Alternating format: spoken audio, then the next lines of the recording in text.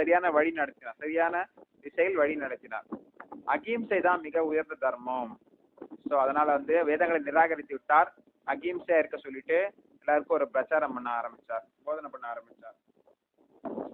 அவர் வந்து பல்வேறு யுகத்துல பல்வேறு வழியில பல்வேறு விதமாக அவதரிக்கிறார். ஸோ அசுரர்களையும் தண்டிக்கிறார், பக்தர்களை காப்பாற்றுகிறார்.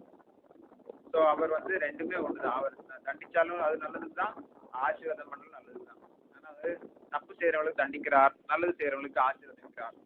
ஸோ அதனால வந்து அவர் தான் வந்து எல்லாரையும் படைத்து காத்து அழிப்பவர். அவர் தான் முழுவதும் கடவுள் பகவான். ஸோ அவர் வந்து இந்த உலகத்துல தர்மம் அதர்மம் எப்பவுமே இருக்கதான் செய்யும். ஆனா வந்து சில டைம்ல அதர்மம் வந்து ஆதிக்கம் செலுத்தும், சில டைம்ல தர்மம் ஆதிக்கம் செலுத்தும். ஸோ தர்மம் ஆதிக்கம் செலுத்துச்சுன்னா, சத்துவ குணம் இருந்துச்சுன்னா மக்கள்